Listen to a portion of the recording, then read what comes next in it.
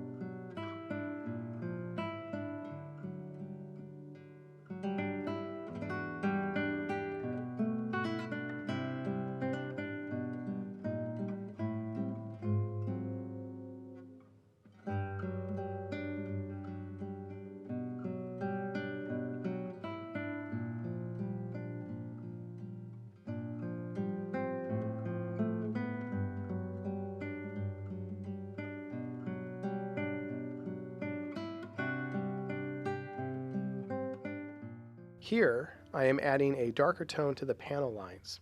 This is an effect similar to what is achieved with pre-shading. I am applying this effect to bring some attention to these panels, as they would be frequented by the flight crew and might be weathered a bit more heavily than other areas of the aircraft.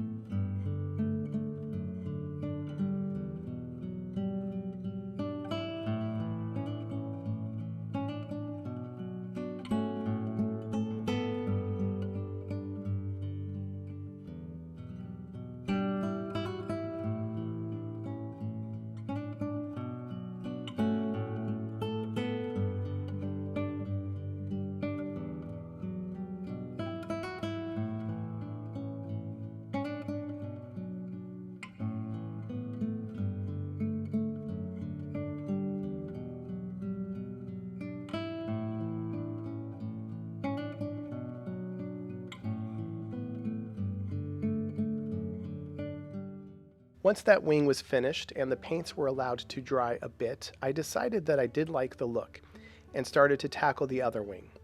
For this work, I will speed up the video.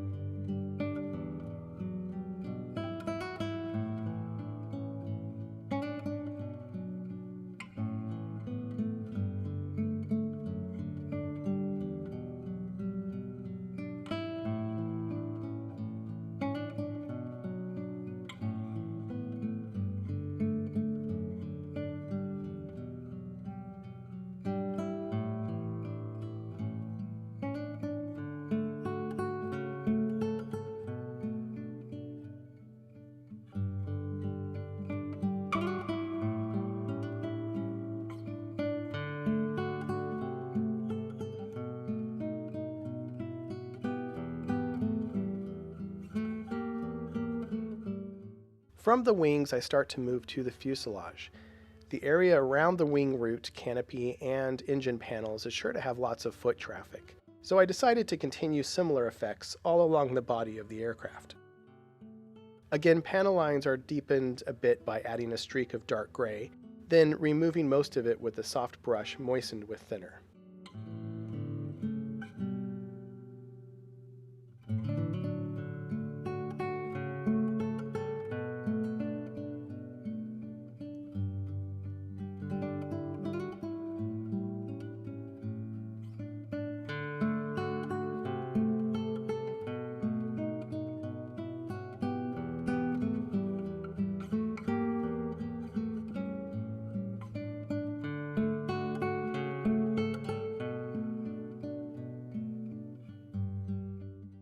While in this area, I decided to add just a few small streaks with the dark paint to give the look of leaks.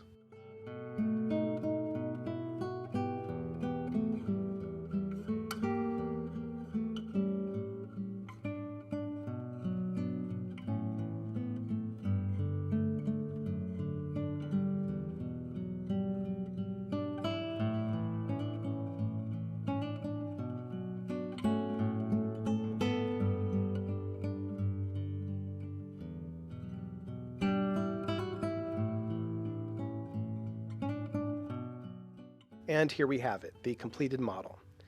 Aside from reshaping the propeller edges, thinning the seat, scratch building seatbelts, thinning the trailing edges of the wings, and a few other modifications here and there, this build is out of the box. As you can see, this kit still holds up after all these years. I would like to take a moment to thank you for following along with me, and please, if you enjoyed the video, take a moment to like and subscribe, and I'll see you in the next video. Bye.